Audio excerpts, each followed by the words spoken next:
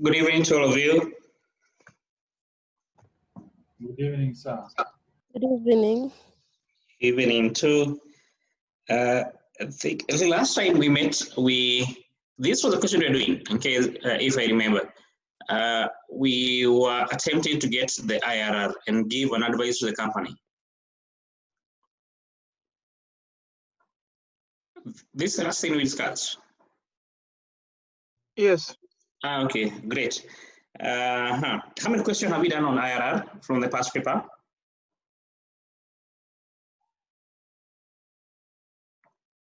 One. Only one, okay. Then fair enough. I want us, then we can attempt another one question before we go to the next bit of the topic. Okay, so right now I want to share a question. Okay, so if we check on the WhatsApp forum, there's a question there.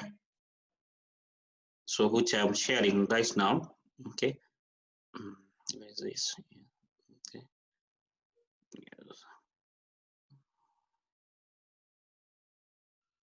Yes, so there's a question there I have shared with you. So go through it in the next 2 minutes. We answer part one is asking us to get the NPV, very easy. Part two is asking us to get the internal rate of return, and of course we advise the company. So I've shared on the WhatsApp. So go through it in the next 2 minutes. We discuss together. The question is from December 2014. December 2014, question one. That's the question is from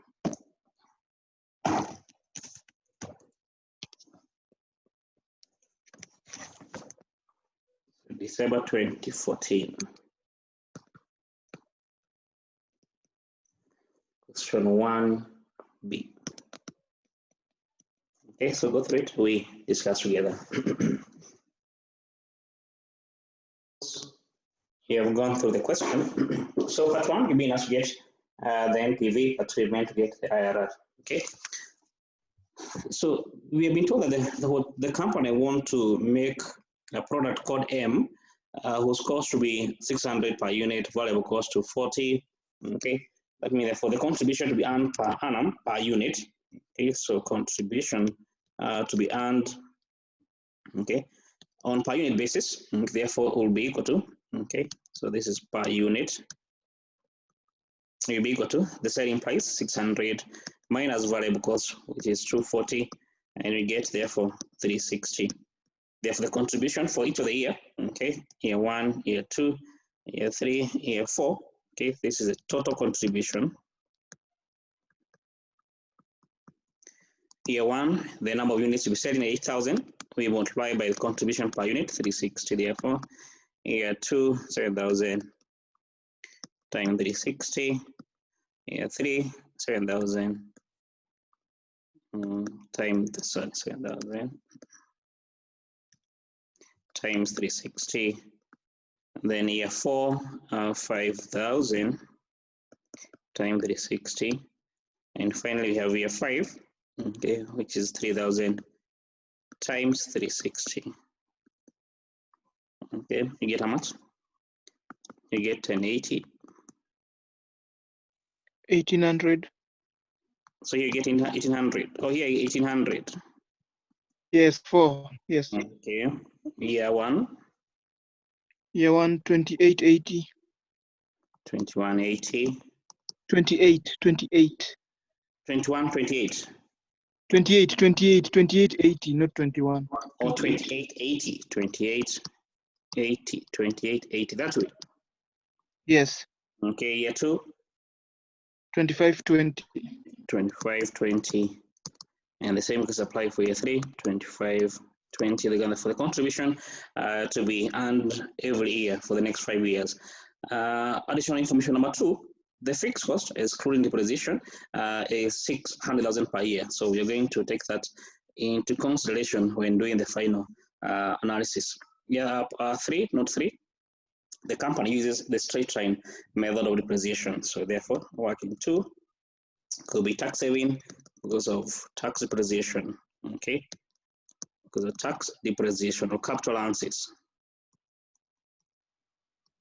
Okay, it's done on a straight-line basis. Therefore, so per annum, we can say therefore the tax depreciation, the TD tax depreciation is equal to the cost of the asset, which you've been told is equal to 6 million.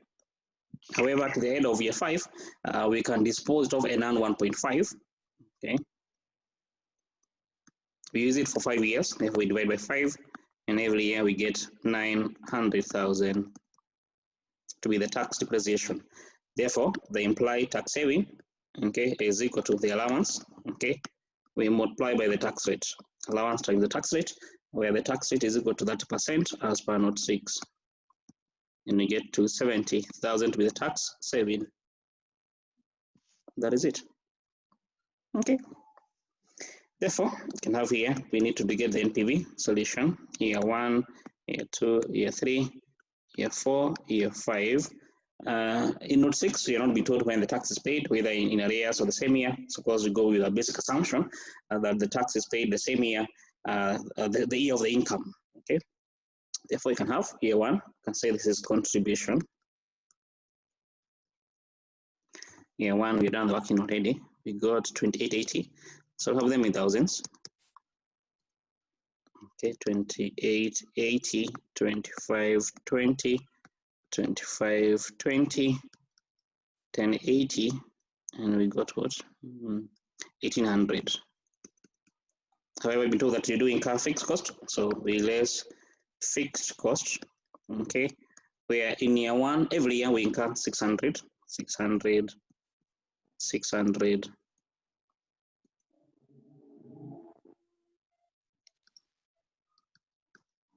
Therefore, you can say for the cash flow before taxation, okay, for year 1 will be 2280. This will be, should it be 1920. 1920. Then 1920. This will be 1200. Okay, and this will be 480. 480. Yes. Then you pay tax at 30%. You pay tax a little 30%. You're paying the same year. Okay, therefore tax for year is how much?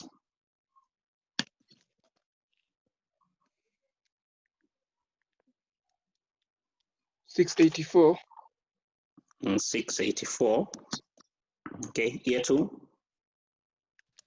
576. 526. Year 360. And for year 5. 144. 144. Don't forget you have tax savings. Okay, therefore we add back the tax. We add, not add back, we add the tax savings every year. We'll be saving to 70,000. So plus to 70,000 every year. No working capital. However, we have scrap value. At the end of the life of the machine, you're going to get the money back from the disposal of the asset equal to 1,500, 1.5 million. No disposal value, and that is it. Okay, so we have here cash flow. Year 1, year 2, year 3, year 4, year 5. Then, of course, we discount them back to year 0, and the company cost of capital, which will be shown as per note 4, is 10%. So cash flow times the factor, we get the present value. Then, of course, to get the NPV, sum of present value of cash flows you have obtained above, be less the initial cost. And the initial cost of the machine is 6 million. So we get the NPV. And of course, we advise the company. Okay.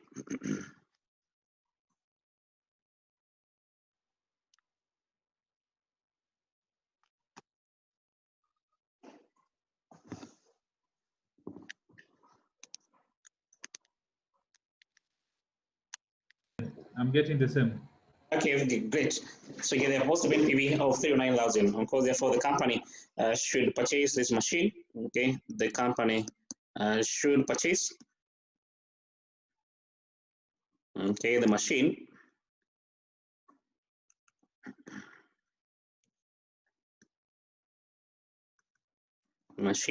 since the investment has a positive, NPV. Okay, quite an easy one, I guess. Okay, so next bit we are being asked to, is this? Yes, we're being asked to get the IRR, okay, the internal rate of return. And of course, the first bit is to get NPV, which you already have. Okay, so the second step when it comes to IRR is a trial and error method, as I mentioned, is a trial and error method. Okay, therefore, the NPV we have there, 309, was at 10%. What if we increase our discount rate to, for example, do you have a 14%? Okay, because I think we have 14% in our tables. So the same process, but now we get the NPV, okay, at 14% discount rate, where R is equal to 14%. So cash flow,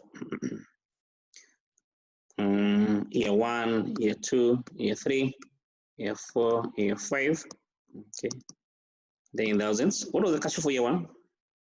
From here, we've already done it here. Year 1 cash flow was how much? 1866. 18.6. Year 2? 1614. 16.14. Year 3? 1614. 16.14. Year 4? 1110. 11.10. Year 5? 2106. 21.06. Okay, we discount the bounty zero at our new discount rate, that is 14%. You can use any other rate, okay, provided they show that the two rates are not far apart. Okay, don't forget our first discount rate was 10%, the one you have got obtained under the NPV. And so you can use 12%, 11, 13, to I prefer, provided the two discount rates are not too far apart. Okay, then present value, year 1, year 2, year 3, year 4, year 5. Okay, we get the sum of present value of cash flow.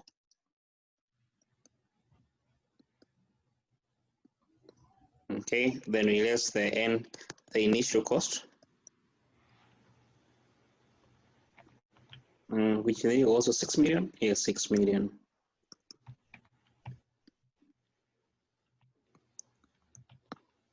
Get the NPV. Okay.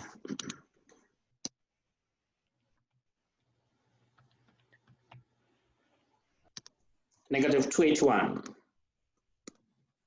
1000, yes. Someone confirm? Yes, it's correct. Okay, great.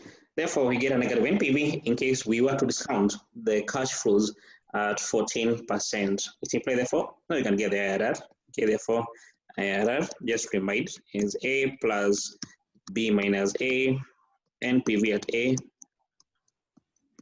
NPV at A minus NPV at B, where you said A is the lower discount rate and B is the higher discount rate. And of course, NPV at A is the NPV at the lower discount rate.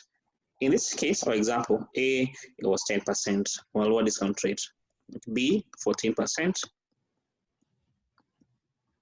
The value at 10%, we got 309 positive. The value at A remains the same. The value at B now is negative, so minus, okay, 281,000. And you get how much to be, therefore, the IRR.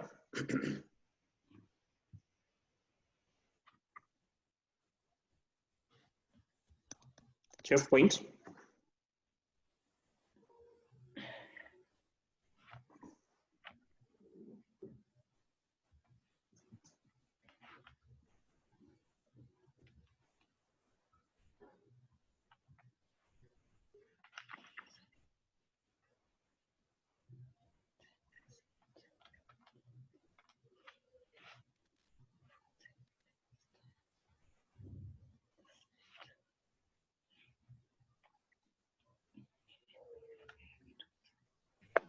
$12.09. 12.09. Confirm?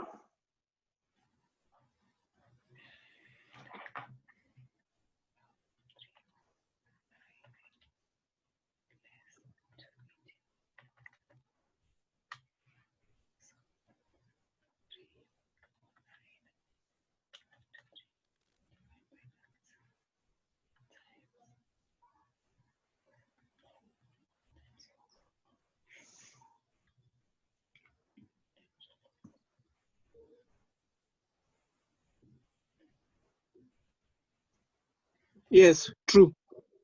Okay, we get 12.09 therefore to be the IRR. Sorry. 12.09 to be careful with our internal rate of return. Because we advise the company, should we invest, by the way, in this project based on IRR?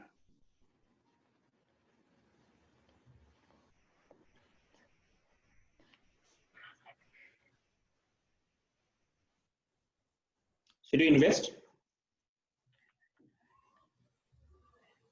Yes. Why?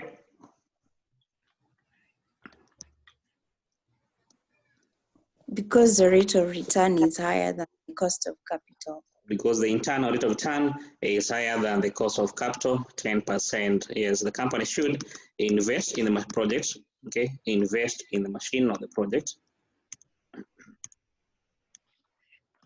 Invest in the project. Since the IRR,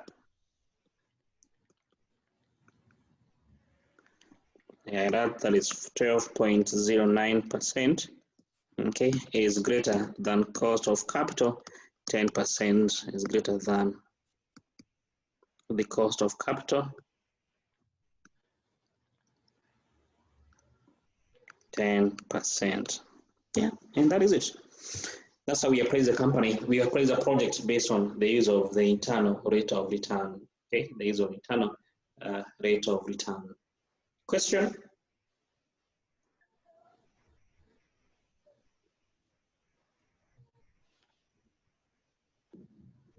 Okay, no question. Then that marks the end of the different appraisal method. Okay, the payback, both the non-discounted and discounted, the use of return on capital employed, the use of net present value method, and the use of the internal rate of return. Okay, so those are the different appraisal methods, which I think we did mention at the beginning of the topic. Okay, which I think we have discussed more or less all of them. Okay, what next do you want to discuss? Still on capital budgeting. Okay, we're still on capital budgeting, but now not on the appraisal method, but still a bit of I can call them, okay, for now I'll call specific, okay, investment decision. Okay, decisions. Okay, so those are we are going to discuss three things. I'll mention one. The other one, I'll mention three of them. We discussed two, but one you'll do in the advanced financial management. The first one is, should we lease an asset or should we buy? Okay, lease or purchase option. Okay, if, for example, this machine is costing us 6 million. Okay, you may want to make a decision. Okay, between an outright purchase of this asset where you pay 6 million today. Okay, should you go the leasing alternative where you go to the lessor, the owner of the asset, and you do acquire the assets. Okay, so however, I'll know this one you will discuss in the advanced financial management, the lease or purchase option, still part of capital budgeting. Okay. What we shall discuss today, okay, we are first is on the asset replacement decision. Should I call it replacement? Yes, let me just call it replacement decision. So far what we discussing was where you want to replace the asset with another one, okay? But in this context, what I want us to discuss is on if we have, for example, an asset that has a life of 4 years, okay? You don't have to wait until the end of year 4 to dispose the asset. You can decide, I'll use this asset for only 1 year. I dispose it off, I buy a new one, okay? I'll use this asset for 2 years. At the end of the second year, I buy a new one, dispose it off, okay? So you may have a scenario where you want to make that replacement. You may have what we call a replacement cycles, okay? So when it comes to finance, when it comes to the evaluation, you want to make an evaluation based on the amount of money that you'll be incurring or the amount of money that you'll be saving, okay? If we are to decide to replace the asset every 1 year, every 2 years, or every 3 years, or 4 years, okay? When it comes therefore to replacement cycle, okay, we want to advise the company, okay, based on the potential cash flows, based on the potential cash flows that shall be receiving from this investment. What is going to be the amount of cash we shall be receiving? Okay, what is the amount of cash either you'll be receiving or you'll be spending? If it's about receiving, of course, we take the cycle where you're going to be having the highest possible sum of present values. If it's about cost, because we can have a scenario where all the different time you replace the asset, it will be cost. Okay, so because you advise the company to replace the asset when they do have the minimum possible cost. Okay, and that's basically what shall we discuss in this particular subtopic. Okay, on the replacement decision. Okay, so let me just write down. That's it on the replacement cycle. A company may decide to use an asset or to replace an asset, to replace its assets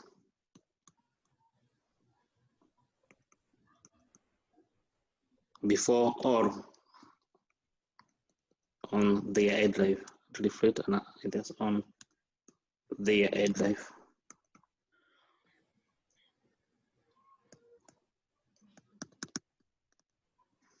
Okay, the decision, of course, the decision on when to replace should be guided or will be guided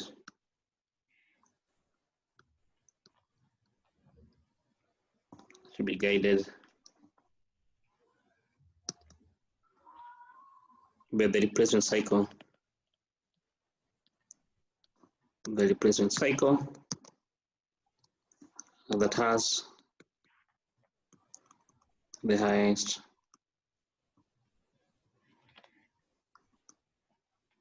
sum of cash flow, sum of present value of cash flows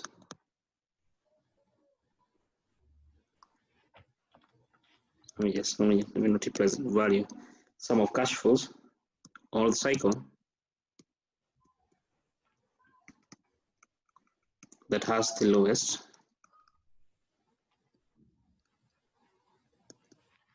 the cycle that has the highest sum of the highest, no, let me not use cash flows, highest sum, highest, the cycle that has the highest, but I'm doing S3 here.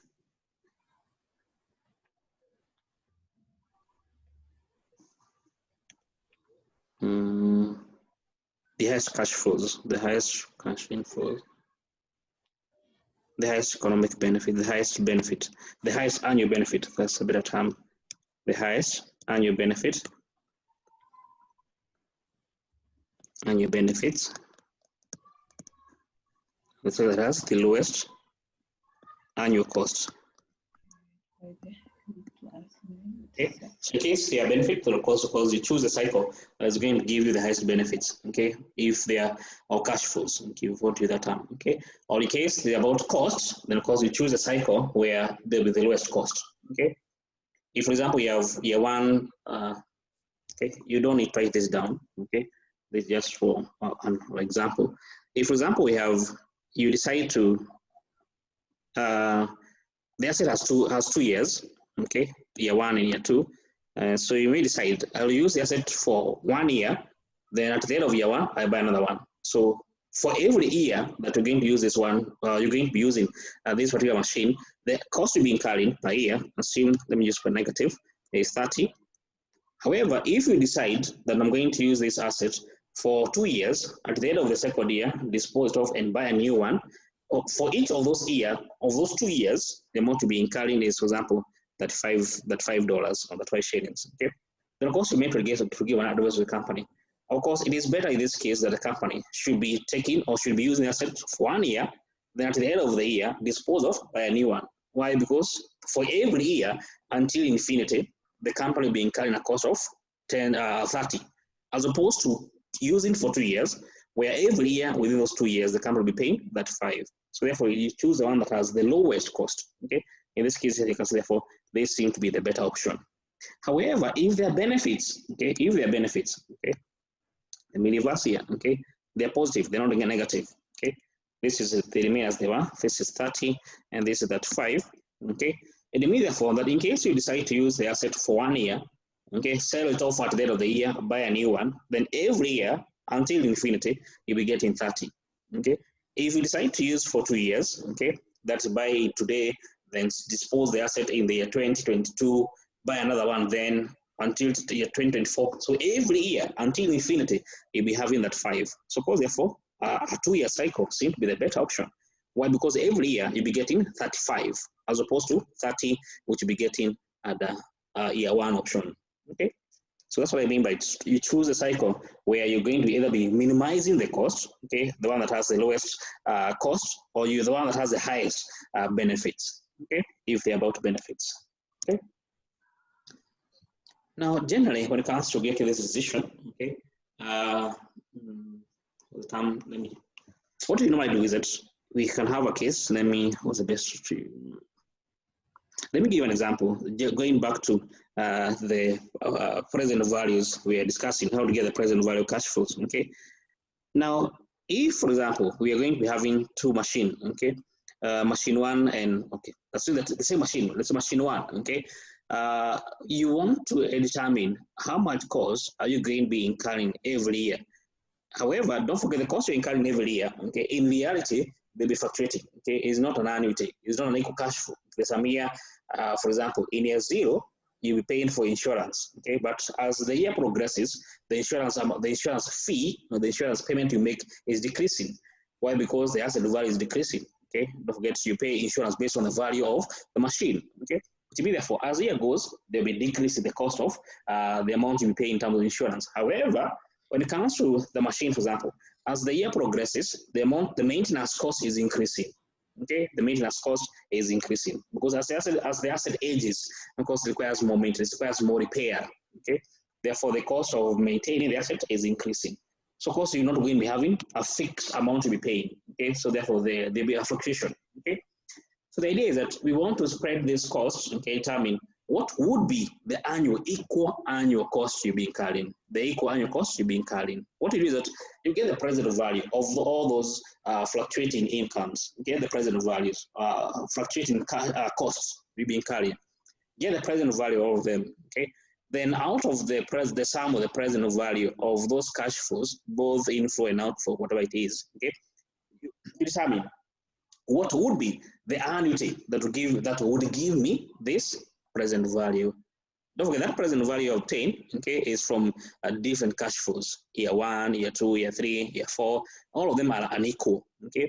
So you get the present value, then you ask yourself, okay, what would be the equal amount I'm paying per year to give me the current present value, okay. Let me give you an example so that things becomes a bit easy, okay. So example,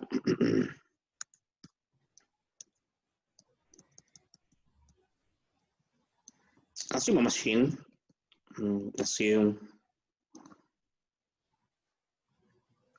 a machine costing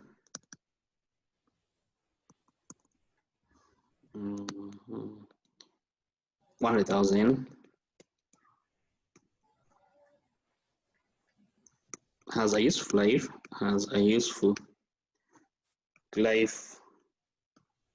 of 3 years, has a useful life of 3 years, has a useful life of 3 years. The following are the maintenance and repair cost, the maintenance and repair cost, and repair cost to be incurred over its life.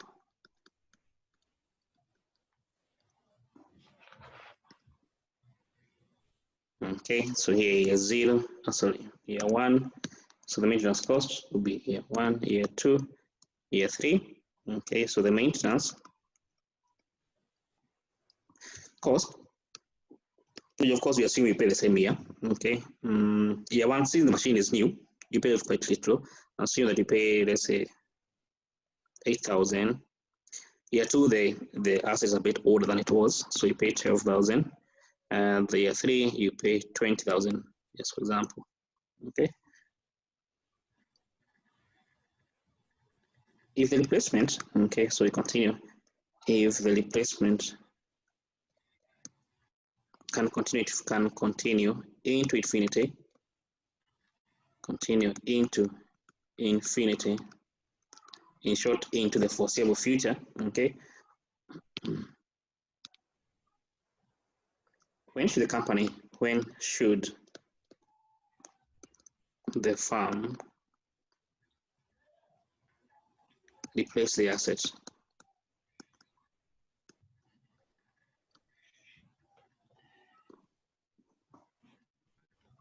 Okay, and then we can put here scrap value at year 3. It's, let's say, 30,000. Okay, so if you decide to give scrap value, actually I think I need to give scrap value for each of the year. Let me just give each of the year. So maintenance cost, because if you decide to sell in year 1, of course you get more value. If you decide to sell year 2, the value is decreasing. The following are the potential value, the following are the cash, the following are the scrap values. Okay, so year 1, year 2, year 3. So this is scrap value. If you use the machine for 1 year, you of course you get to the machine is still relatively new, so of course you get more value. You bought for 100, so assume that you get back 60. Then here you get 40, and here you get back year 3. Of course, the amount you get is going to be decreasing. And here you get, let me just use 20. Okay. Yes. Okay. Cost of capital R is equal to 10%.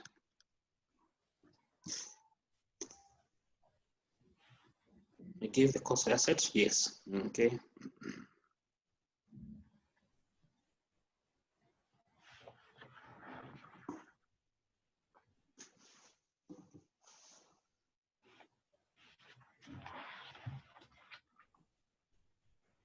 Okay, so just try to explain this question. Okay, so you have a case here, the company want to use a machine or have a machine that has a life of 3 years. So the company can buy, for example, this machine in the year 2020, okay, use for 3 years. That means therefore at the end of year 2023, they dispose the machine, buy a new one, use for another 3 years until the year 2026, then buy a new one until the year 2029, okay? So the cycle repeats itself until infinity, okay?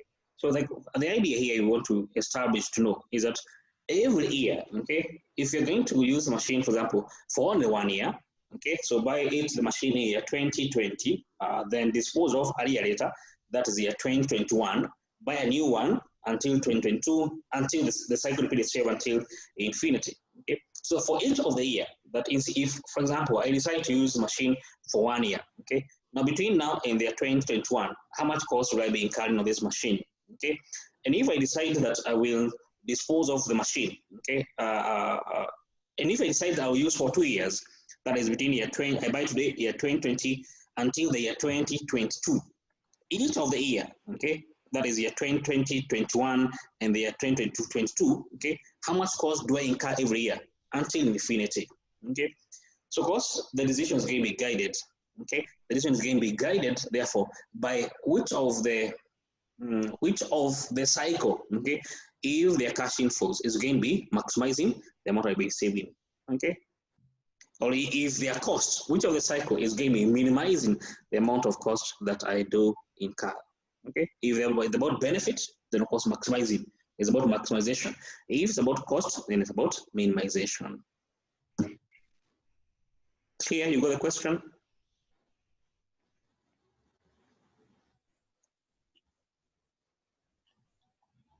Okay, let's attempt to do it together then, okay? So we attempt to do it together.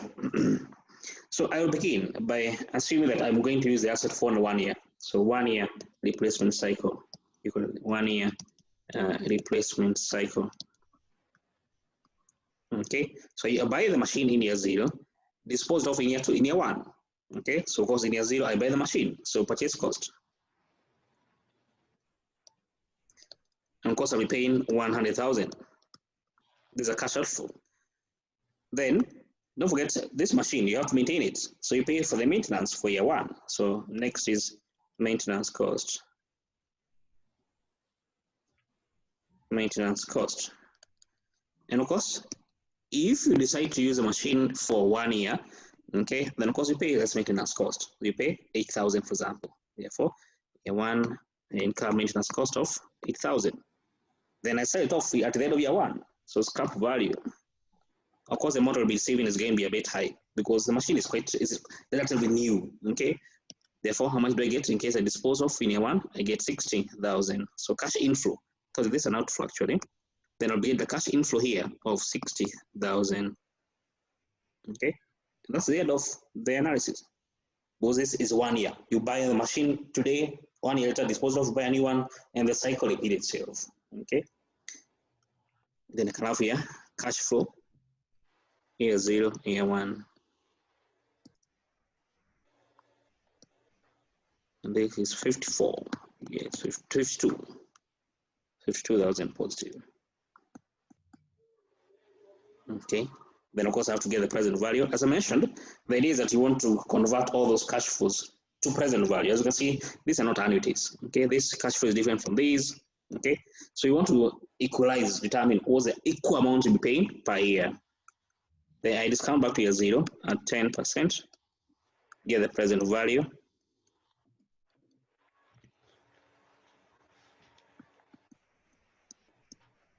Okay, I get the sum of present value.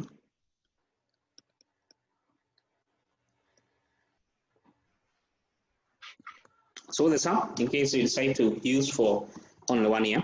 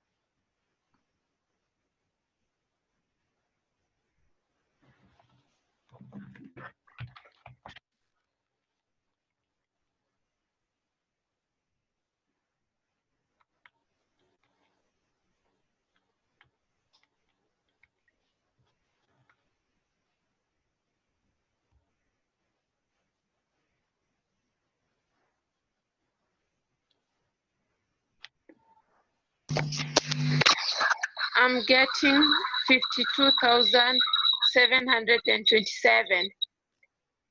52,000? 52,727. Negative. Yes.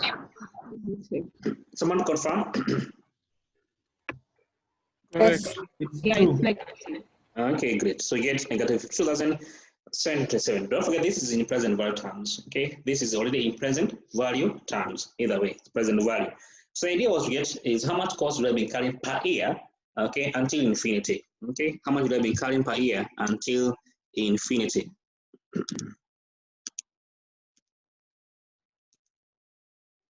Okay. Yes, Margaret. A question regarding calculating the PVs. So like for year 0, Sorry? the table I'm asking, you're assuming like year 0 is the first one, and then year 1 is the second. I don't understand. Year 0 is the first one. I don't get. Sorry, like year 0, Yes. use them the first year and the second year. No, I've used only 1 year. Year 1. Yeah. Only. Okay.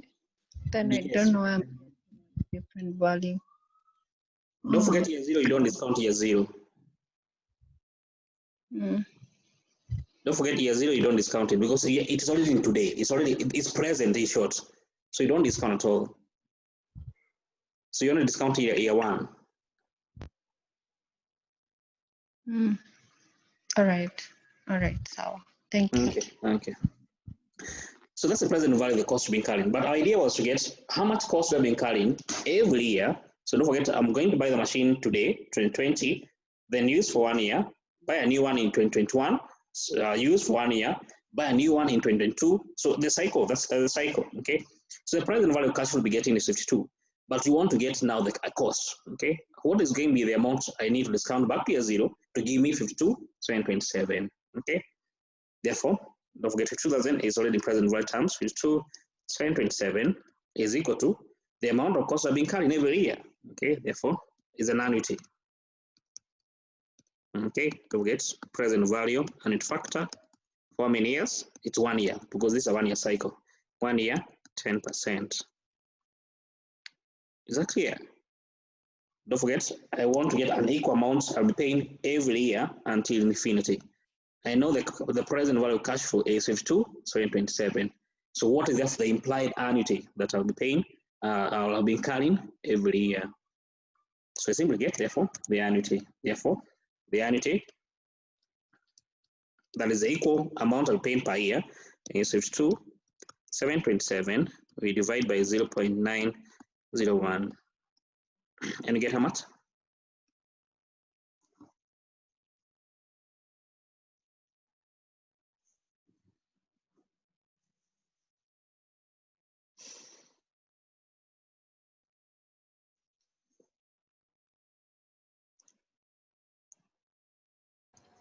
$57,999. 57,999. So what that means that by the time the year 1 comes on it, the amount to be spending on this machine on average, okay, more or less is an annuity, is 57 or rather 58,000. So in the same, you pay in this year, next year, all the way until infinity. Okay. So in case you decide to use this machine every year, okay, use 1 year, disposed of, then buy a new one, the cycle repeats itself. So every year, okay, whether it is 2020 or 2029 or 2030, the amount, the same amount to be paid. Okay, is that clear? Yes. Okay, Yes. great. Now that was for a 1 year cycle. Okay, we buy today, then it's disposed of in the year 2021. What if you're going to use a 2 year cycle?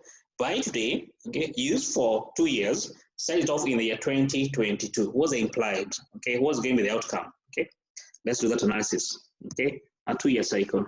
So next is a 2 year cycle. So in year 0, that is today, I buy the machine, use for 1 year, another year. So there are 2 years. I want to use this machine for 2 years.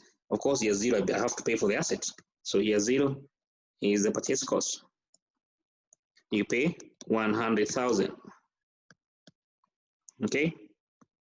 Year 1, I pay for the maintenance because this machine requires maintenance. Don't forget now you're going to use this machine for 2 years. So year 1, I pay 8,000. Year 2, I pay 12,000. I don't know whether those were the figures. Let me just refer back. Yes, okay. Then in the year 2022, I dispose this machine off. I get some money, okay, scrap value.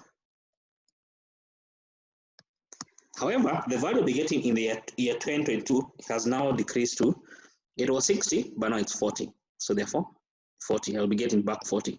Because now the machine is it's much older than it was a year ago. That is it. So cash flow. Year 0, year 1, year 2. We have 8,000.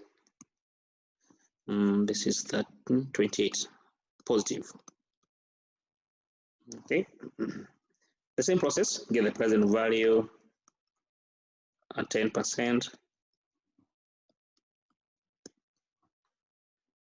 Okay, then we get, of course, the annuity. Of course, get the sum. I think the cash flow for year 2 is 20. Oh yeah, 28. That's right. 28. Okay, 28,000. Okay, so you get the sum of present value of cash flows, and we get the annuity. The sum we divide by the present value factor. Now these are 2 years. 2 years, 10%. How much do you get to be the annuity?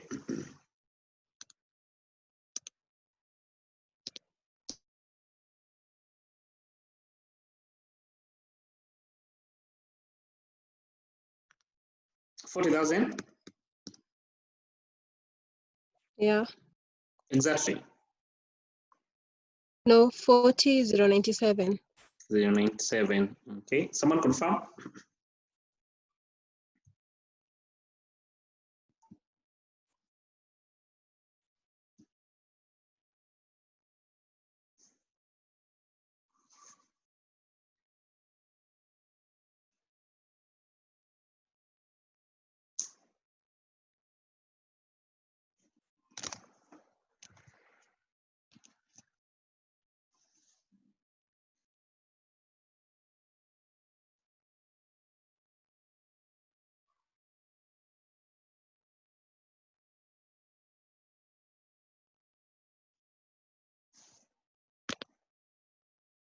Confirmation.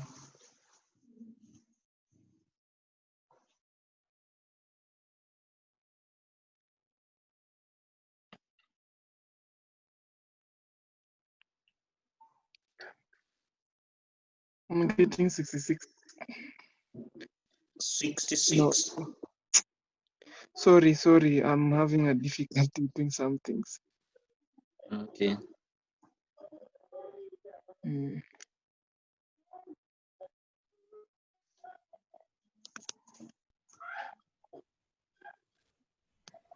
Okay, on my end, I'm getting 48 for 78. 48 for 78. Yeah. Okay. In this class, there are people who never talk. Let me check them out. Sophia.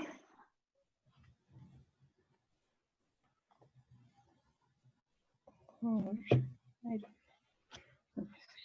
Sophia.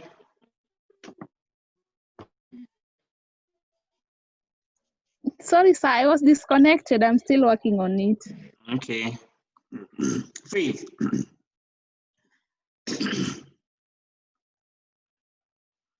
Faith.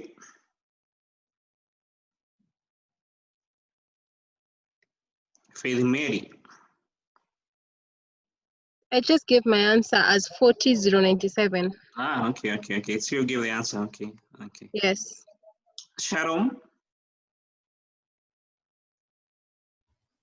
Mine is the one that is 48 for 78. 48 for 74 for 478. Okay. Okay, great. Sarah, what do you have?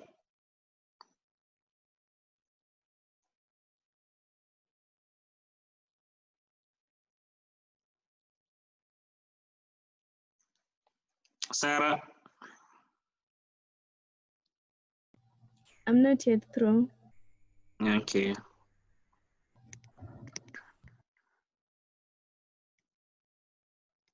Daniel. Yeah, I'm getting 48 for 78. 48 for 78. Okay, let's attempt together. So, of course, I think what's the present value of cash flow? Some present value of cash flows. I got negative 84, 134. 134. Negative 84, 134. Yeah.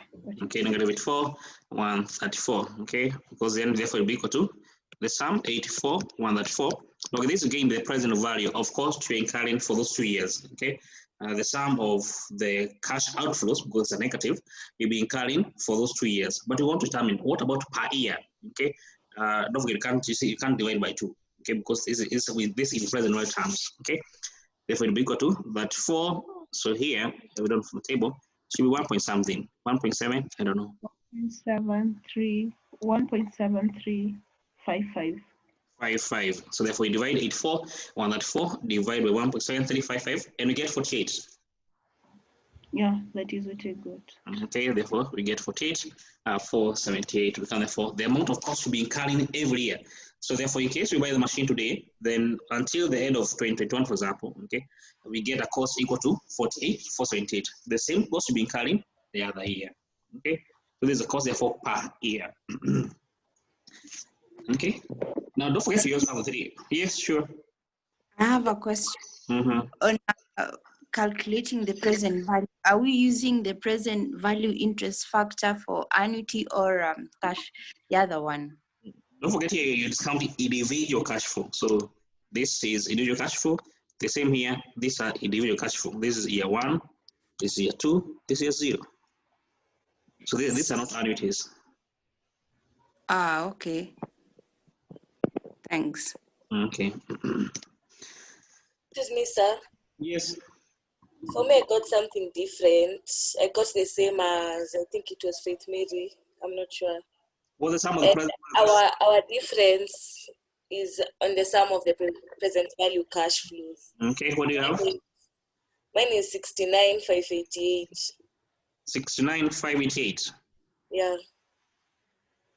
Okay. I'd like to correct her. Immaculate, I think I know where we've made the mistake on the negative 8,000. When I was multiplying, I didn't consider the negative. I think you made the same mistake. Okay. Yeah. Okay, look at it, maybe. Okay. Excuse me, I have another question. Can they provide us with the present values? I think I also got something different. Okay, so this is 1, this is 0.9091, 0.8264. You multiply, it's 1,000. What do you get here? 72? 72. 72. Okay, year 4, year 3, year 2, sorry. 23, 139. 23, 139. Those are the figures. Yeah, the first one is 72, 73. 72, 73, okay, negative, okay. Yeah, negative 70, yeah. Okay. Who was asking the question? Those are the cash flows you got, the present values. The last one I got 24, 147, not 23. And just multiply. What do you get? Yes, I got 24,147. 0. Oh yeah, I've seen my mistake. Thanks. Okay. Okay, so you get therefore those will be the cost you'll be incurring every year. Year 1, the same cost you'll be incurring in year 2. Now, what if you decide to use this machine for 3 years? Okay, you decide to use this machine for 3 years. Okay, so let's use the machine for 3 years. Okay, so 3 years. So year 3-year cycle. So I buy the machine year 0, use for 3 years, then disposed of at the end of the third year. So cost year 0 is the purchase cost. You're paying 100,000. You incur maintenance cost every year now because 3 years. So year 1 you incur a cost of 8,000 cash outflow because it's a cost. Year 2, 12,000. Year 3, 20,000. However, at the end of year 3, you sell the machine and get some money back, scrap value, and you get 20,000 cash inflow. Net, okay, net cash flow, year 0, negative 100,000, 8,000, negative 12,000, and yes, there's nothing. So this is back to year 0, and the company cost of capital, 10%, get the present value, 0.9091, 0.8264. Here there's nothing. Okay, 100,000. You get 22, 73, negative. Then you get the sum of present value of cash flows.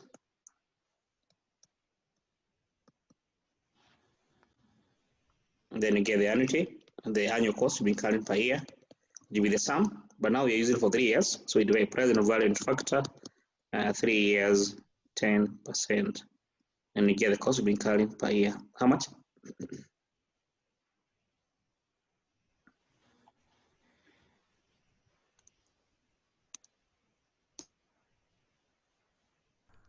Sum of cash flow, 117, 189.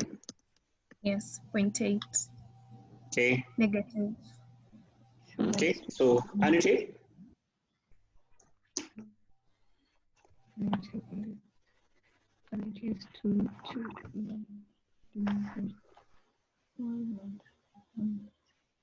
47, 123. 47 to 3, confirm.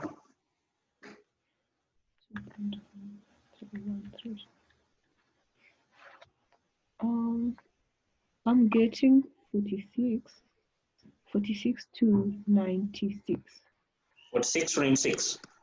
Yes. Okay. Which is which? Do you have the same cash flow? Sorry? I'm asking if she has the same. If she has A minute. Let me. I think I've seen my mistake. Okay. Okay.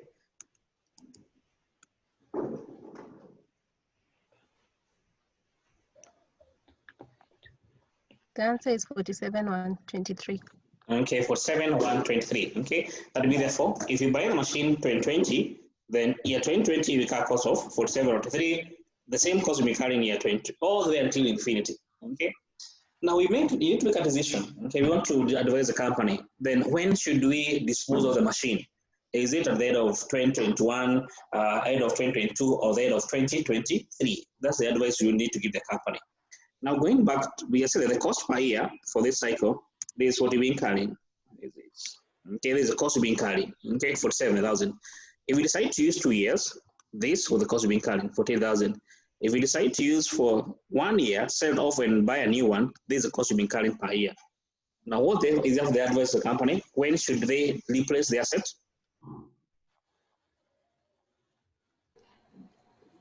Which year? Year 3. The company should use the machine until the year 2023. Buy a new one then, use until the year 2026. But the amount of cost you've been carrying per year is the minimum here, okay, as opposed to all the other different cycle. Okay? Yeah, for the company, should be replacing his assets.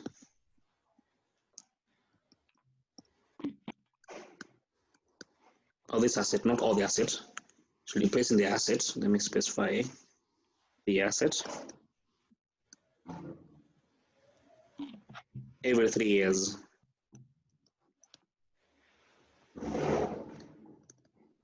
Since a 3-year cycle, a 3-year replacement cycle,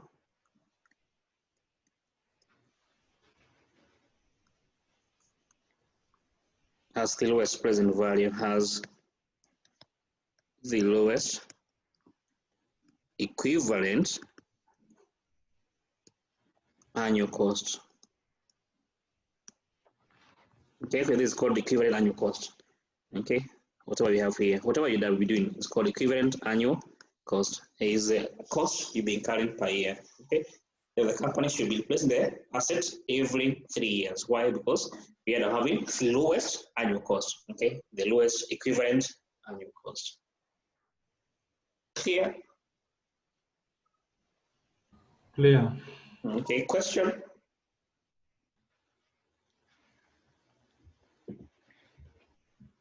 Okay, so no question. That's great.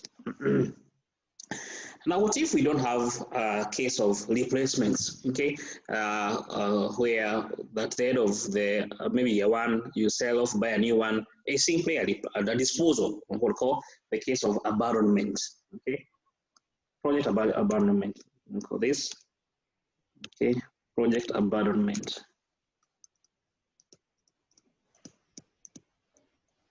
Abandonment option. Okay, you can say, for example, okay, I have an alternative. Okay, some investment, not all of them. Some investment may have an option of trying to, you can start off the project and say, yeah, 1 year later, I don't want this investment. Maybe it's not as I thought it was. Okay, so there's some investment that give you that alternative, that option of abandoning the investment. Okay, so you want to make a decision. When should I decide to let go this machine? Okay. But don't forget, in this case, is not a replacement. You're not going to be replacing this machine with another one. Okay, you are saying we're going to dispose of the machine, and that's the end of it. Okay, if that's the case where you have an option of abandonment, okay, what do you do? Okay, the decision as to when to abandon, the decision as to when when to abandon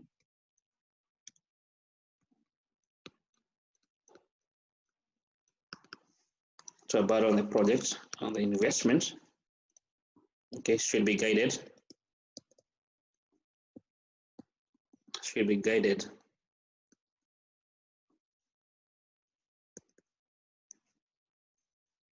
by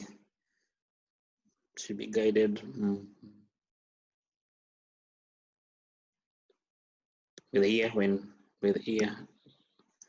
when there is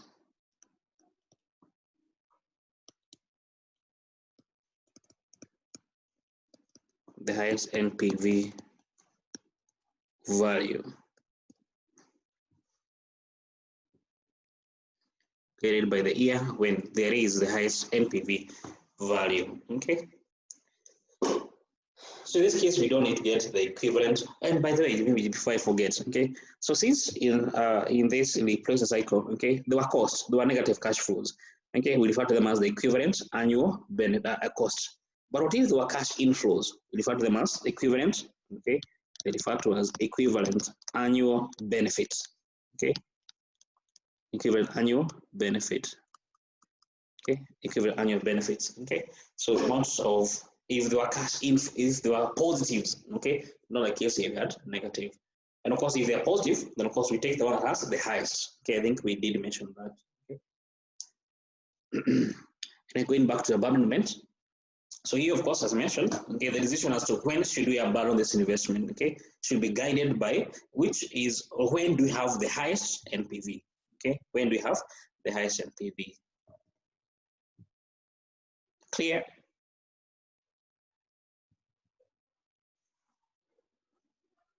Okay, I presuppose that it is clear.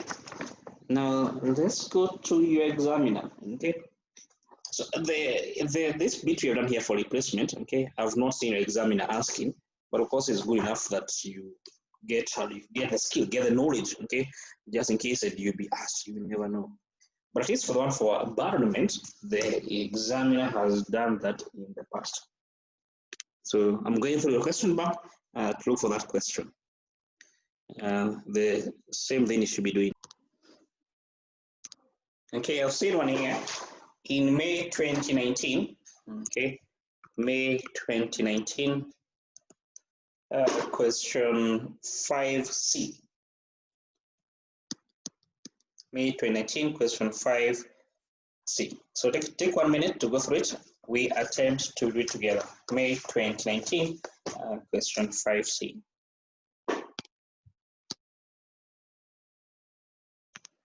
Okay, so in this explain the term of abandonment, I think we have done that.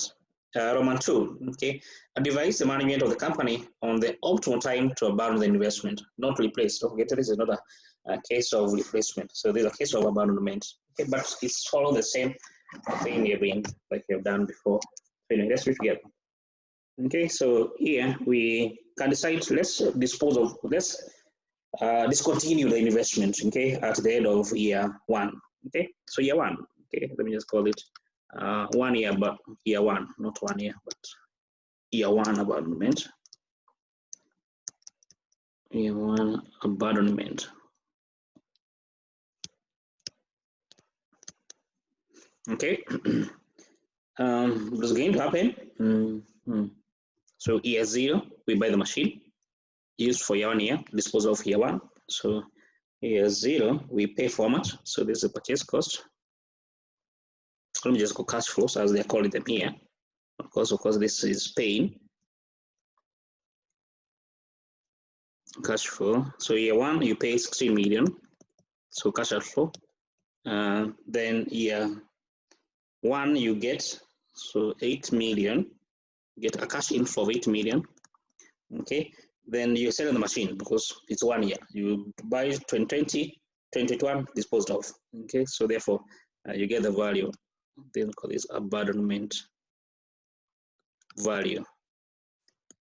Okay, and you get how much? 12 million. You get 12 million cash inflow to get. Then here I can call this net cash flow, maybe. 16 million This both are cash inflow, so 20 million. Discount the back to year 0 at the company cost of capital, which is this 10%. Get the present value. Then it's, of course, the sum is going to give us NPV either way. So NPV. How much do you get with NPV?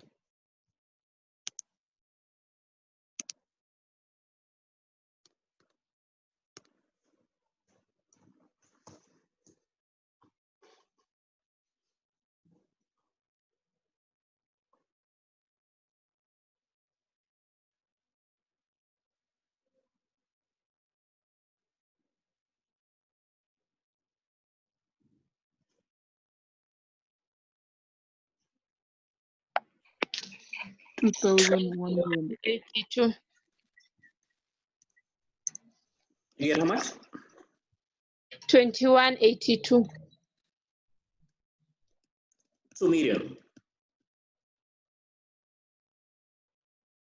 The way it is there. Yes. Positive, negative? I think it should be positive, definitely. Okay. So you get 2182 or 2,182,000 to be the NPV. Okay. Is that positive? So something good. But either way, let's evaluate the others. Okay. So that was a 1 year, a 2 year abandonment, 2 year abandonment. So can I repeat the same? Yeah, 0. Okay. Let me not be lazy. Just do it 0, 1, 2. So here, cash flow. Here we pay 16 million, of course, in year 0. Okay, this year they're in thousands. Okay, year 1, you earn 8 million. Year 2, you earn 6 million. Then dispose the machine of year 2. Okay, so abandonment value.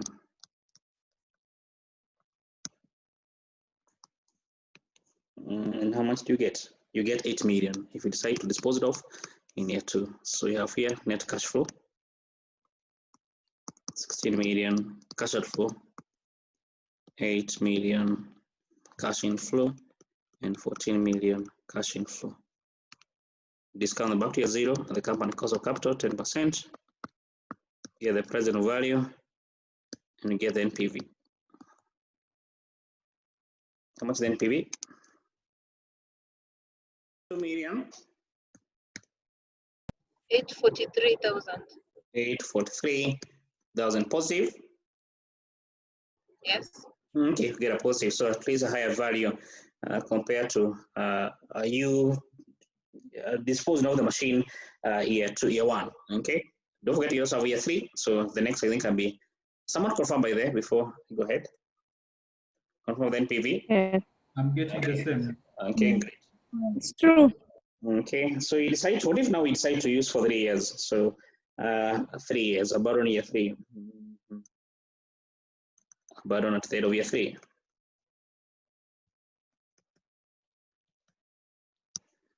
Okay, of course we have year 0, year 1, year 2, year 3. It's like you're getting 4 NPVs, the same thing, more or less.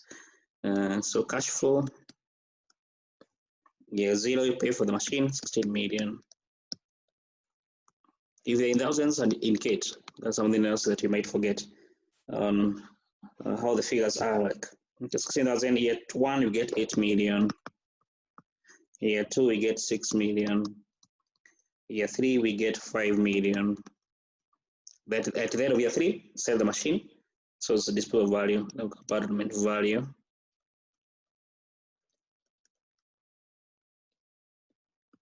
And we get, how much do we get? 6 million. Okay, so we can say net cash flow. Year 0, year 1, year 3.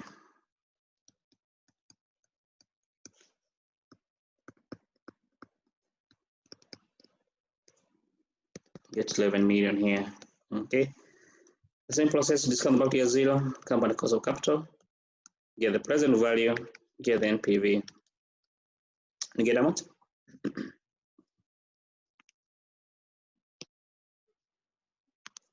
Michael, 44? 96. Positive? Yes. Okay, someone confirm 4496.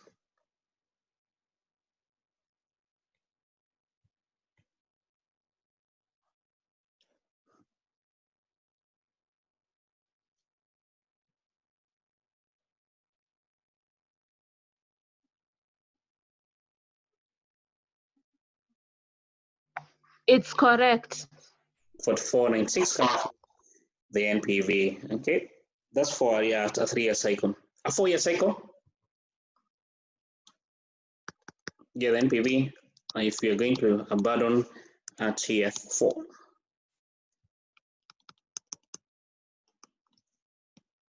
What's the NPV?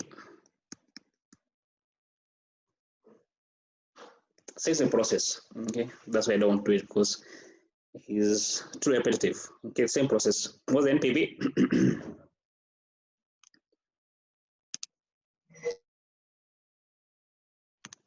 27. 19. 500. 700. 700, not 500. Yes. 700. Confirm.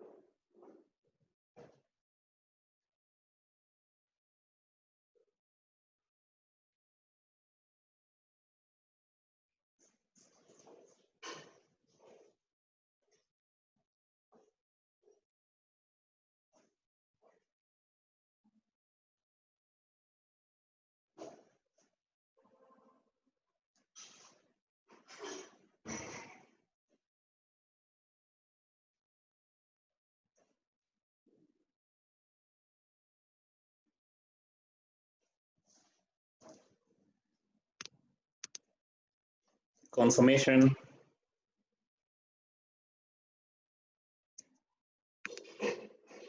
Okay, so therefore we get there for them. NPV to be equal to 2719, 700, 2720 there. Okay, then fair enough. Now we can revise the company. Okay, based on those 3 years. Okay, a 1-year abandonment, 2, 3, or 4-year abandonment. Okay, so because we choose the cycle when, not the cycle, the abandonment when we have the highest possible NPV, which seem to be year 3. Okay, therefore the company can therefore give the address of the company. Okay, year 1 you got 21, year 2 you got 28, year 3 we got 44, and year 4 we got 27. So therefore the company should therefore abandon the investment at year 3. Why? Because it has the highest NPV. That's going to be maximizing the company value more than. Okay, the company should abandon the project, the investment at year 3, at the end of year 3, at the end of year 3,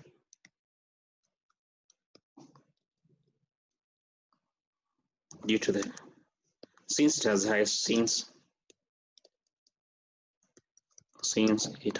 highest NPV at 44, it's at 44.96. And that's how you make a decision regarding when to abandon the investment. Question?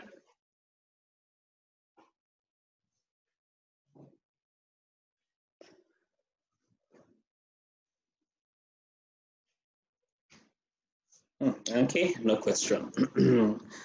So at the beginning of the topic, okay, I'd mentioned that we were discussing 3 things. Okay, one was, should we lease, should we buy?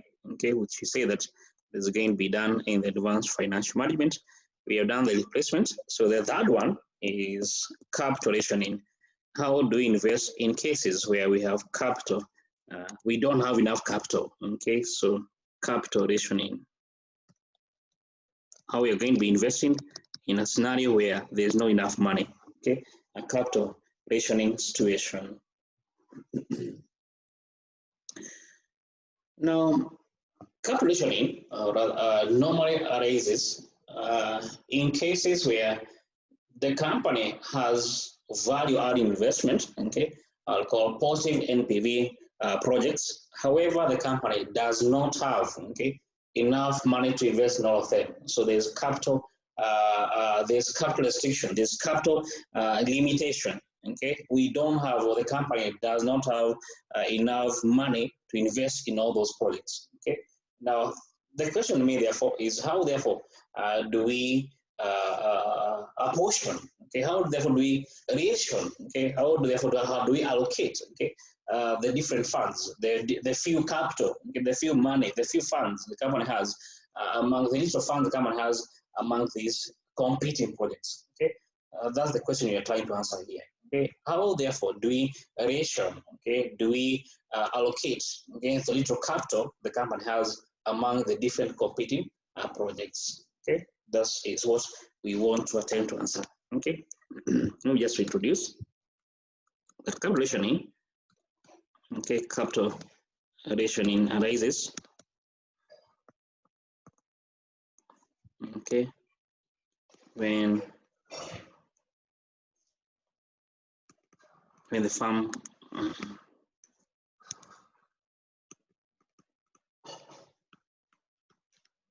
okay doesn't have enough capital to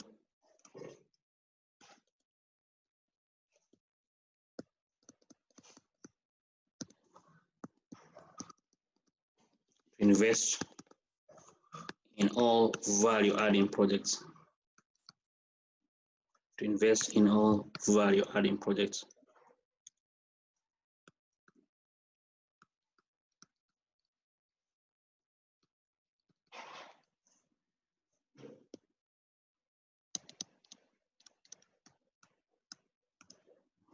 By that I mean positive NPV. Okay, so the company doesn't have enough resources, okay, to invest in all the value-adding projects. Okay, that's what we call a capital rationing situation. Okay, these funds is a limiting factor. Okay, if you have to use that term. Okay, so fund capital limiting factor. Now there are two types of capital rationing. Okay, there are two types of capital rationing. There are two types of capital rationing. We just to get note of them. Okay, A we will call soft capital rationing.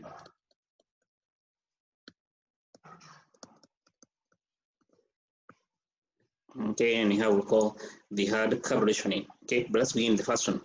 Now, soft capital rationing, okay, this is where the restriction or the funds limitation is imposed internally. Okay, it is a management, it is a board of directors, for instance, who have said that yes, we have the money. However, we are only going to the amount of money we're going to be allocating, okay, towards this capital projects is only 10 million a year. Okay, that means therefore the different managers have to compete for that 10 million. Okay. It's not the company doesn't have money. The company has money. However, there is a company policy, okay, to only avail 10 million to the capital projects. Okay, that's in itself is calculation. It's a soft. Okay, it is imposed internally. Not that the company doesn't have money. Okay, so it is the management who put the restriction. Okay, there is this way. Yeah, the funds limited. The funds limitation or restriction.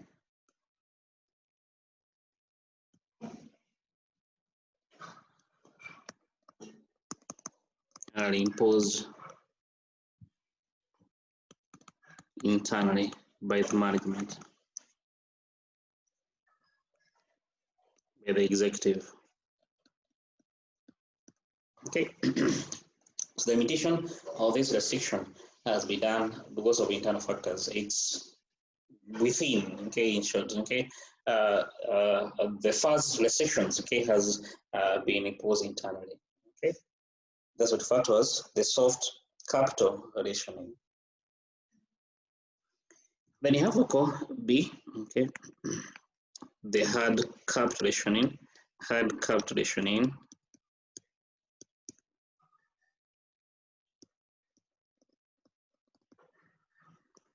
Okay, and this it arises the restrictions, the funds restriction.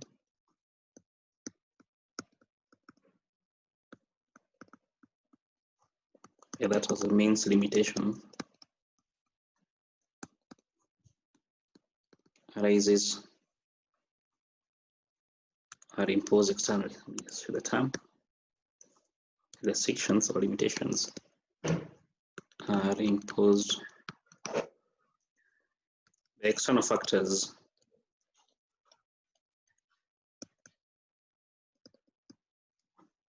that beyond the control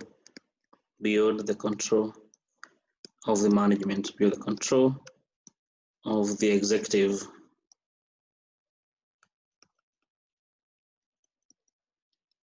Okay, beyond the control of the executive. Okay, so this restriction, this limitation has been caused because of external factors. Okay, for example, what by the way do you think could cause this?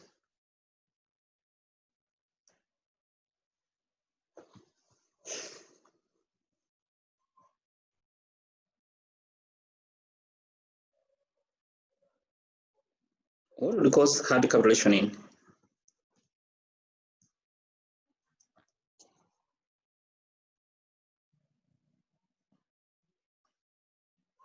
And that is a very easy question. Look at it for yourself. What limits you from getting all the money?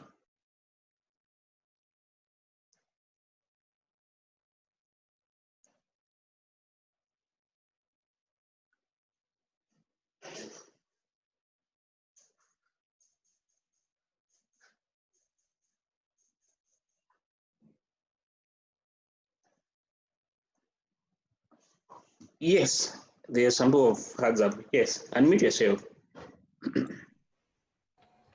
Yeah, could we government say policies? Okay. Let me just.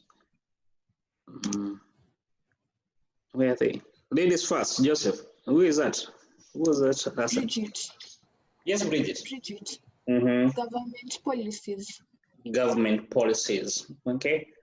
Why would the government tell you the amount of money you're going to be spending? Anyway, I get you. What one of the factor, by the way, okay, maybe just try to get the point, extract the point, is in case, for example, the government currently, okay, they have excessive internal borrowing, okay, current government or government excessive borrowing, okay, government excessive internal borrowing. Okay, for example, the government become a borrower within the capital markets. Of course, in case you're a bank, here the government is asking you, we want 10 billion from you, okay, to finance our short-term need. Who do you give money first as the bank? Of course, give the government, definitely, okay, because you are sure of getting the money back, if anything, okay.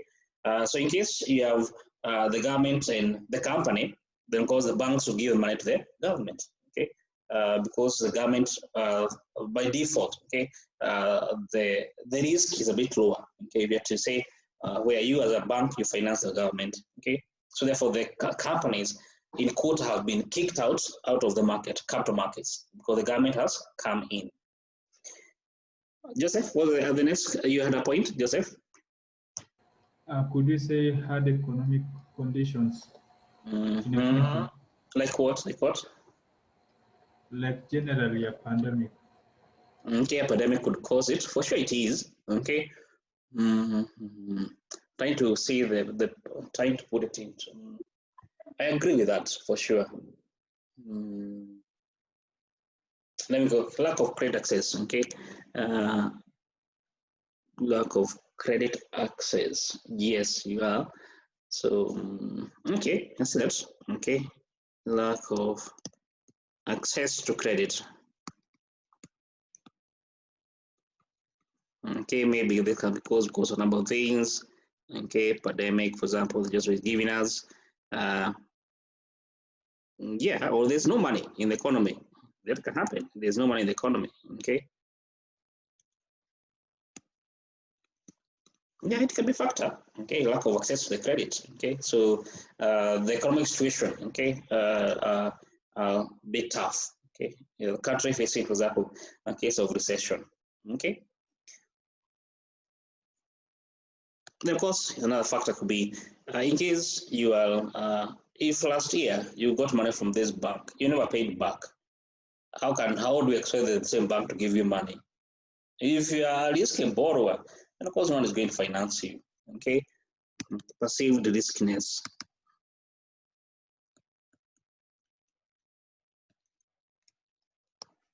Of the borrower. So in case maybe you are a bad borrower, then no one is going to be financing you to be giving you money.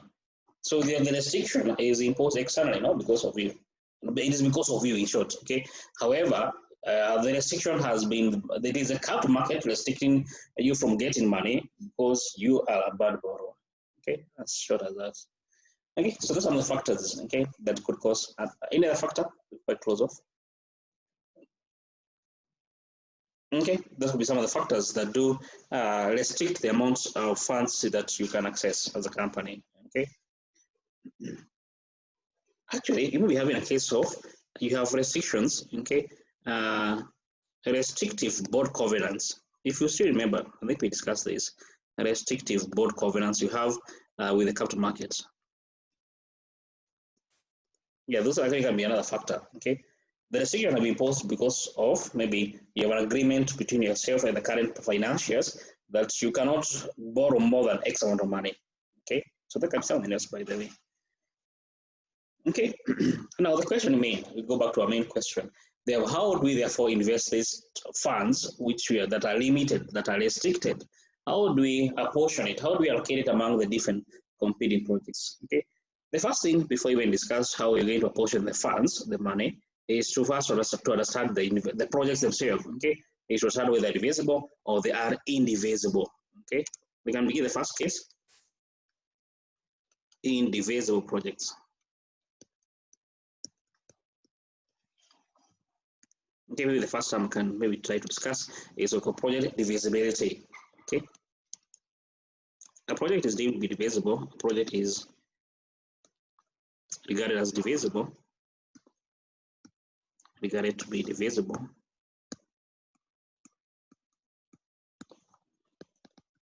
if it is possible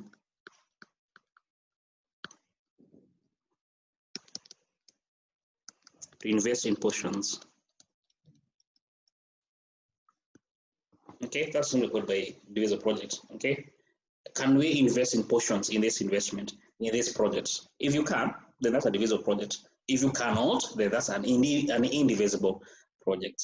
Okay, so you get to know, okay, what's the nature of this project? Is it divisible or is it indivisible? If they are indivisible, if these projects are indivisible, okay, if they are indivisible, if the projects are indivisible, if the projects are indivisible,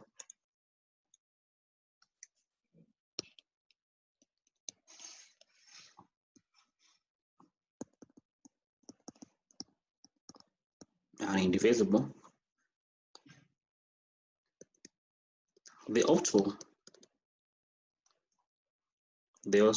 investment or project to be taken, the optimal investment choice,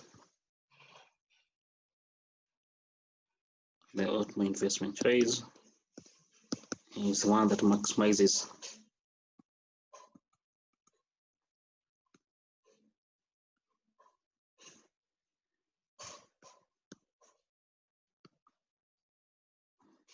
the sum of the sum of NPV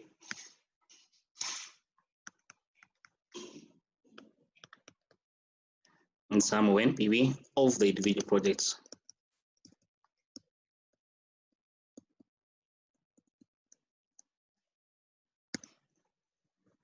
Okay, I will not even when they're divisible. Okay, let me just pardon for this. Whether they're divisible or they're indivisible, this is the choice, or this is how we make the decision. Okay, the choice should be the one that's going to maximize the sum of NPV of the individual projects. Okay, So I'm not sure. I think I need to cancel off something here. Let me just cancel off this. Because whether they are divisible or they are indivisible, the optimal investment choice is one that maximizes the sum of NPV of the individual projects that the company can invest in. Okay. If they are indivisible, a trial and error method is used. A trial and error method is used to determine the investments, determine the choice.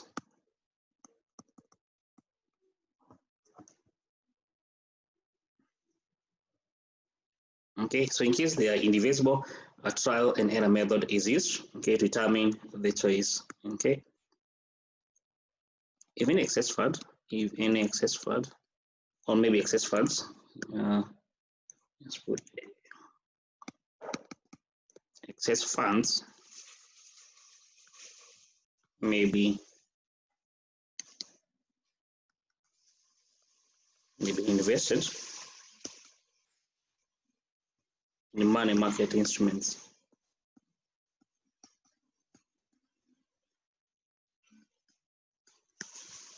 Okay, so in case there's excess funds, then you may decide, or the company may decide to invest those excess funds in the money market instrument. Why is there? Do we have excess and we have calculation in? Maybe that's a question. The excess fund is coming in. Don't forget that you make the choice of investment you're going to make. Okay, the sum of the initial costs that you'll be requiring, could, for example, 9 million. Okay, the amount of money available is 10 million. Okay, let me just explain that point using some examples of project here. Okay, let's see, you have project A, B, C, A, B, and C. Okay, the initial cost for A, it requires 2 million, B requires 3 million, and C require 8 million. The NPV A is, let's say, 1 million,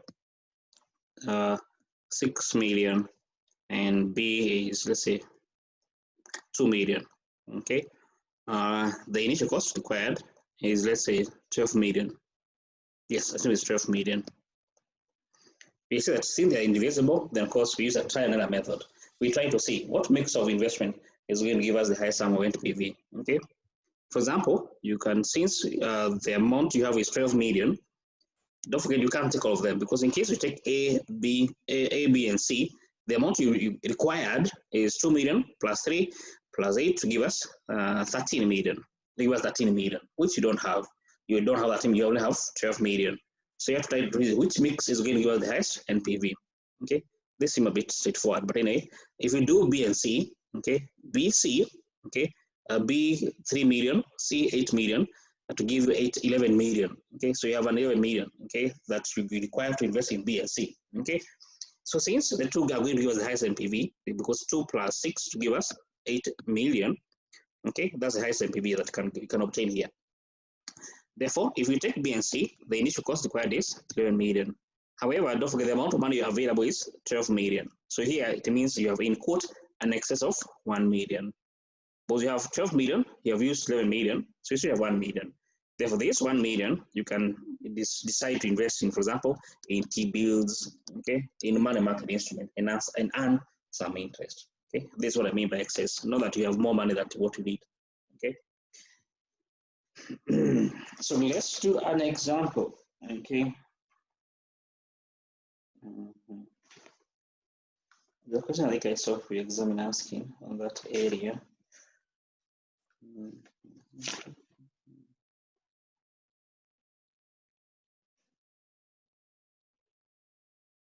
Okay, here it is. May 2018. Okay, May 2018.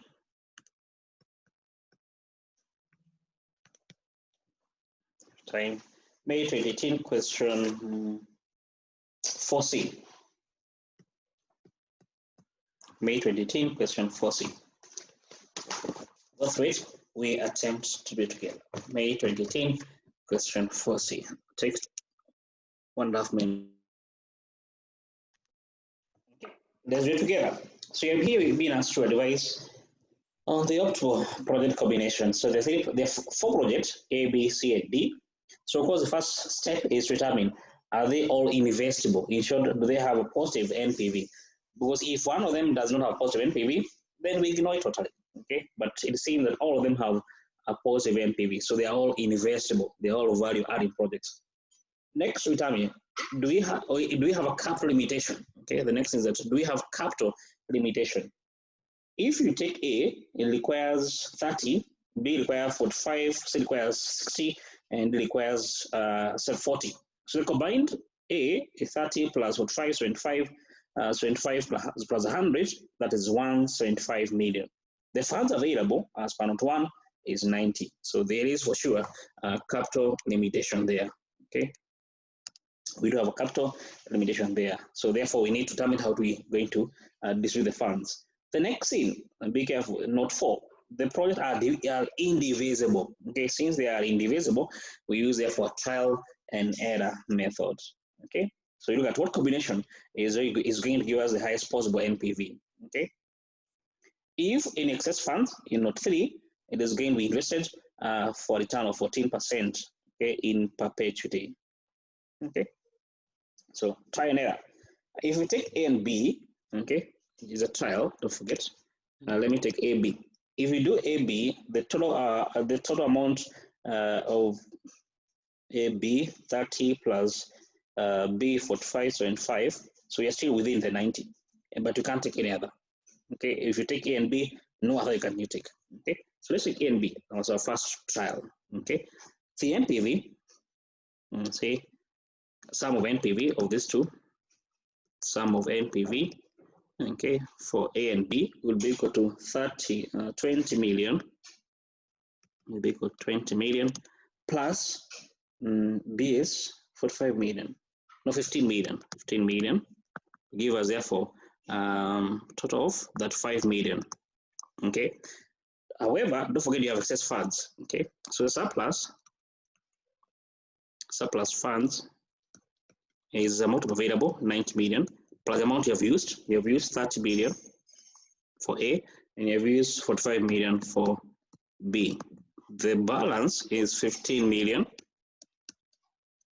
So we invest is 15 million. Therefore, you can say in quote NPV, the NPV of this 15 million will be equal to the return you'll be getting. The return you're getting, first of all, okay, the annual return. Let me just call this above this. The return to be received, okay, surplus investment in the return received will be equal to every year as per note 3, you get 14% per year. So 14% times 15 million. And how much do you get per year? Therefore, annual return, which qualify this to be annual return or annual cash flow. Call this surplus investment.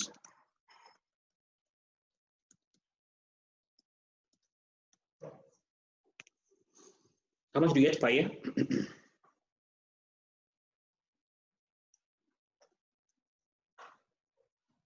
2.1. 2.1. Yes.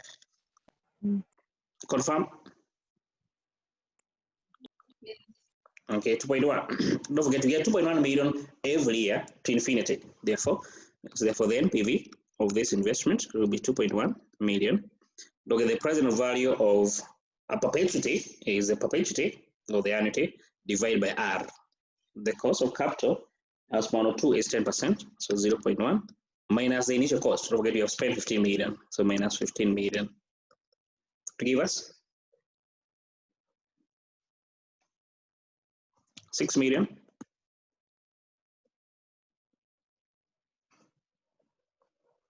Yes. Yes. Okay, therefore, if you invest this extra 15 million, you'll be getting an NPV. A project, the value of that investment is 6 million. Don't forget you already have that 5 million here. Because therefore, okay, sum total of NPV will be that 5. That 5 we got above there, plus the 6 million you put in here, plus 6 million to give us how much? 41. To give us 41 million. Okay, Okay, that was a trial. Okay, so what else can you take? We can take AC. Yes, you can do A and C, because if you do AC, A is 30, C is 60, so 90. Yeah, perfect. Okay, so that was A and B, a trial. Okay, so let's do AC. Okay, I want to do A and C. So AC, 30 plus 60, 90, 90 is still within, so fair enough. So the NPV, don't forget there's no excess by the way, okay, because AC, they have taken the entire 90, so no surplus. Therefore, you can say therefore, sum of NPV,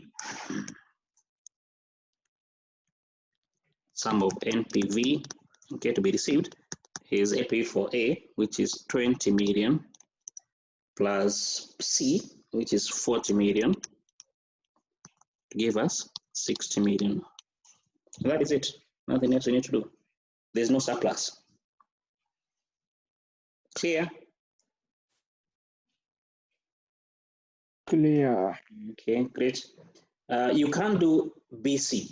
Okay, BC, B is 45, C is 60. The two combined will require 105. Don't forget you don't have that money, so you can't take B and C. Okay, you can do CD. You can't do CD at the same time. But C is 60, D is 40. The two combined require 100. We don't have that. You can take A, D. Yes, you can do A and D. So A, D. Because A is 30, D is 40, the two combined 70. So you can do A and D. Okay, AD, maybe to here, surplus. Okay, surplus funds will be 90 million, the amount available, minus the initial cost for the two of them, 30 million, plus 40 million, to give us therefore 20 million to be the surplus.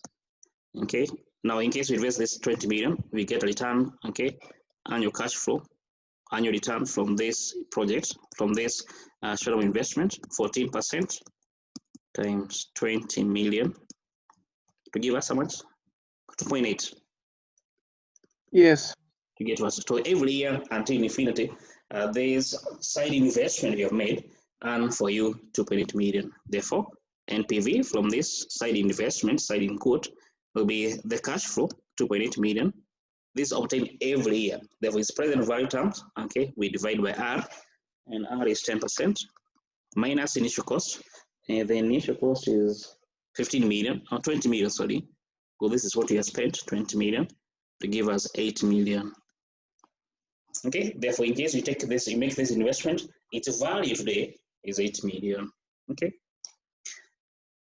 Then you can get the sum of NPV, sum of NPV. So NPV from A, which is 20 million, here we got 20 million, plus D, 30 million, now plus what you obtained by investing this excess, okay, the side investment of, as I've called it, 8 billion. Therefore, combined wise, this gives us therefore 58 million. Okay.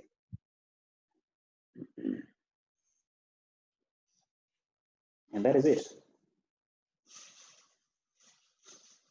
Is there any combination that I can't see?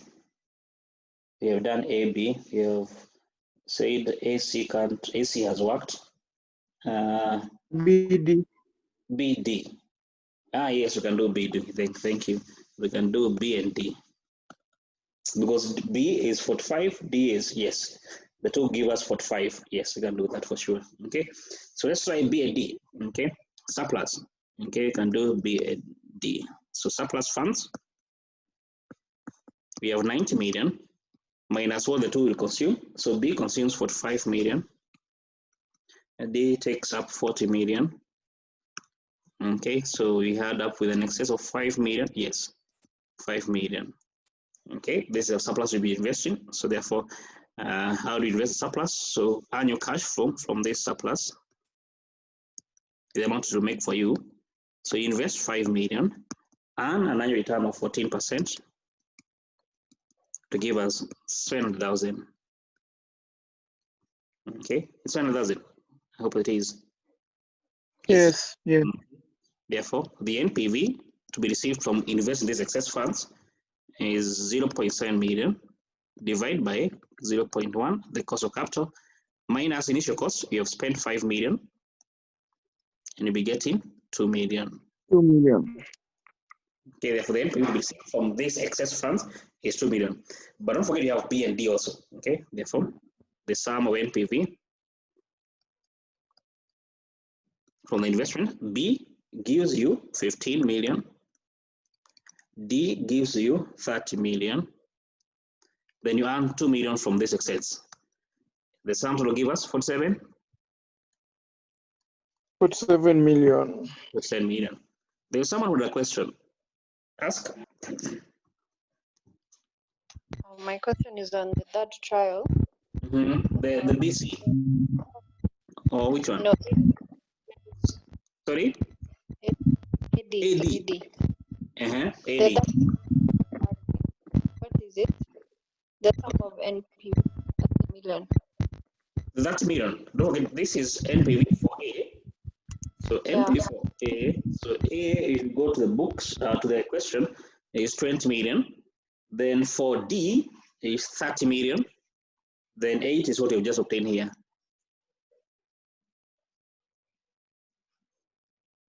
Was that your question? I hope it was. Wait, the 30. The NPV for D. No, the 30 is what I'm not getting. You're not getting where that is coming from. What is it? Yeah. Yes, it's the NPV for project D. Can you see that in the question? Project D NPV.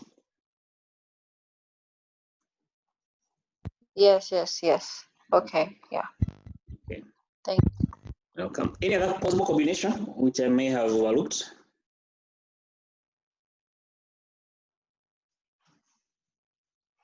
Okay, I think those are it. I think that is it. A, B, B, C, not C, D.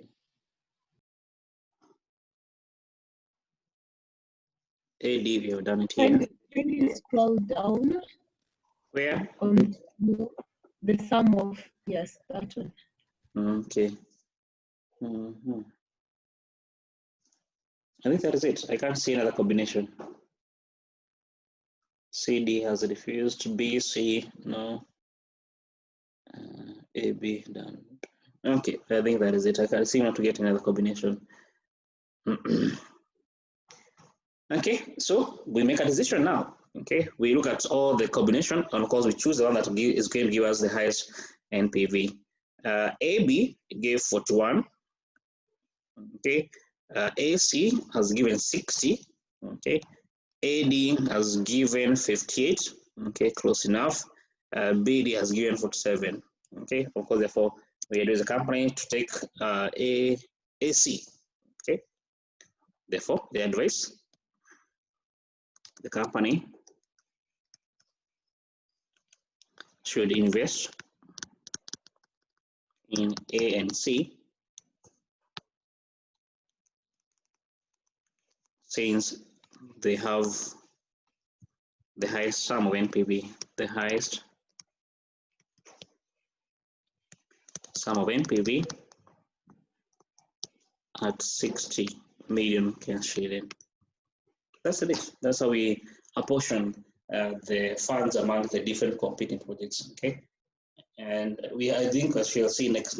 Okay, if they're divisible, then you follow a very different way. Okay, so you have to be quite careful. Are they divisible or are they indivisible? Because if they are indivisible, then of course you do follow a different structure altogether. Okay, so you have to be quite careful on that note.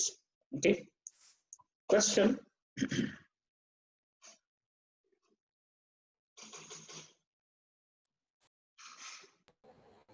Kindly scroll to the first working. The first working. Same question. This one, AB. Or this one, the one, AB.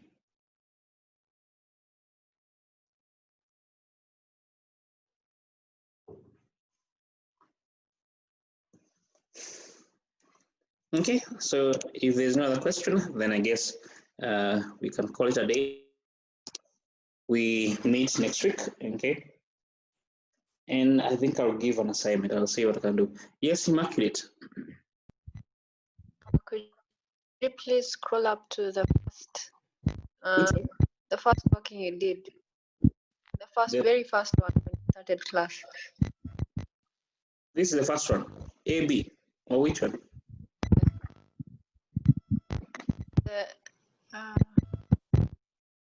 No, the first working that you did when you began class. When you began the question, or which one? Class, when you began the class. Oh, when I not began the this class. question. Ah, okay.